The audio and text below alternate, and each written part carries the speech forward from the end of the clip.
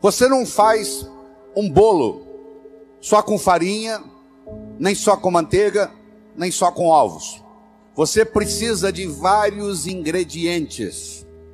O bolo da vida necessita vários ingredientes.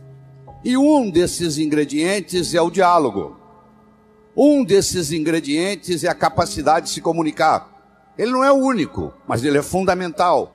A comunicação tem 3 níveis. O primeiro nível eu chamo de boca-ouvido. O segundo nível eu chamo de cérebro-cérebro. O terceiro nível eu chamo de coração-coração. Vamos começar com o primeiro nível. Boca-ouvido. Deixe-me primeiro fazer uma distinção para você. Ouvir e escutar não são sinônimos.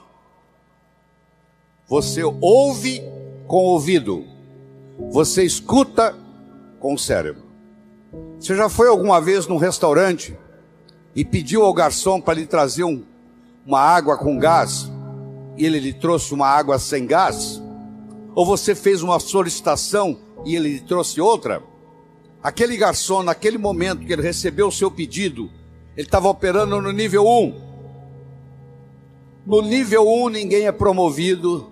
No nível 1 você não conquista as pessoas. No nível 1 você não vai para frente na vida. Não interessa a nota que você tirou na escola, isso não faz diferença. Porque a escola lhe passa informação. A vida lhe exige competência de ação. O que cai na prova não cai na vida.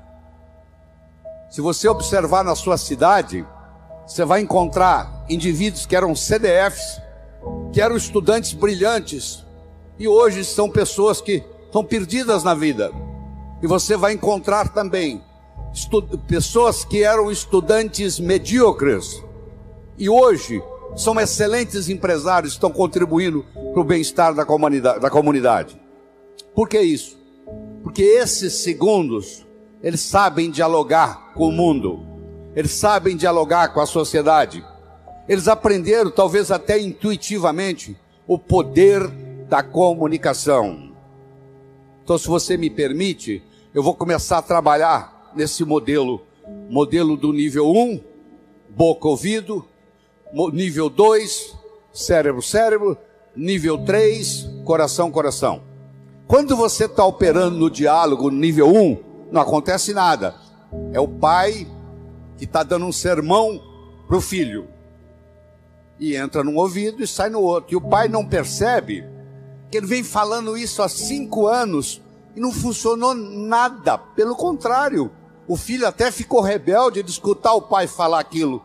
E o pai não se dá conta que aquilo não é diálogo, que é um monólogo que ele está falando para o vento. Porque está entrando no ouvido e saindo no outro.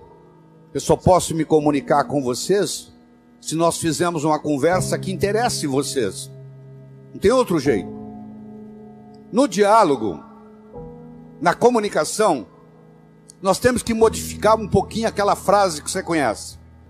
A frase é assim: faça aos outros o que você gostaria que fosse feito a você. A verdade não é bem essa. Faça aos outros o que os outros gostariam que fosse feito a eles. Se eu convidar você para jantar na minha casa em São Paulo, eu não vou lhe servir o meu prato favorito. Pode ser que você nem coma. Eu vou perguntar o que você gosta.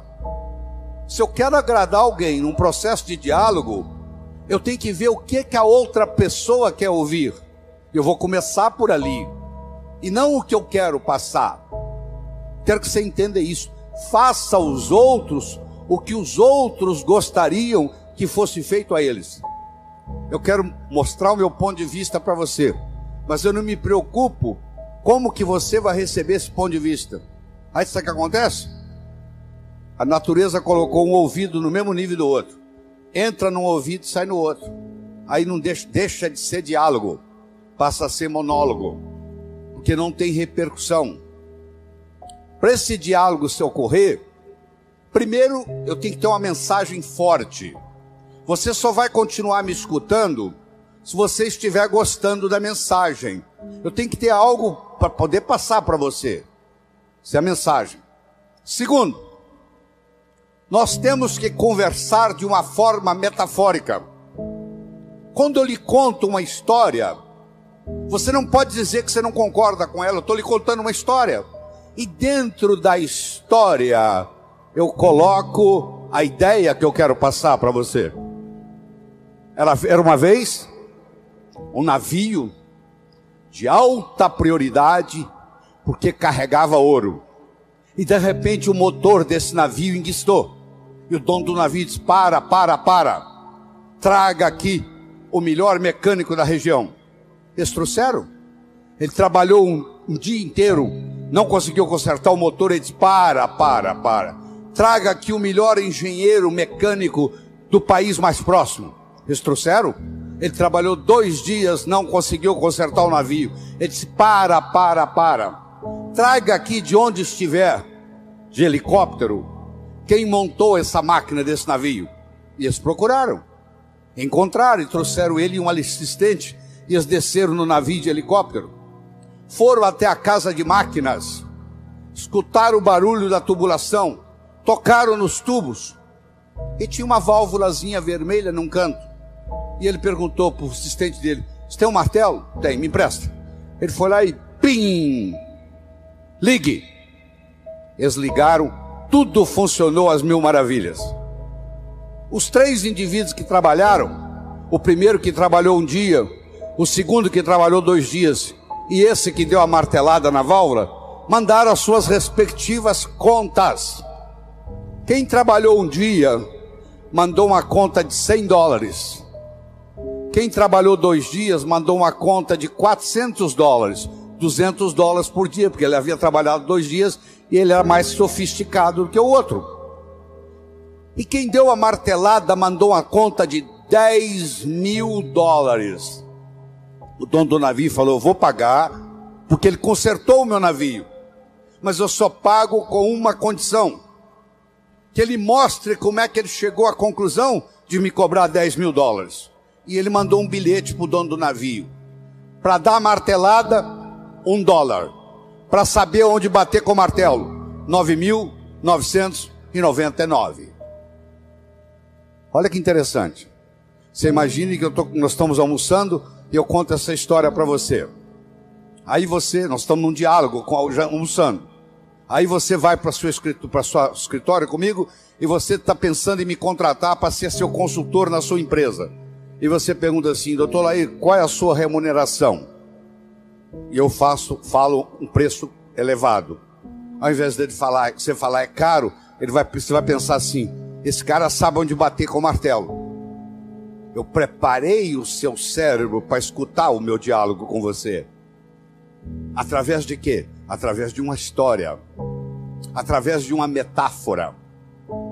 A pessoa que sabe dialogar, ela conversa metaforicamente. O político que ganha a eleição é um contador de histórias.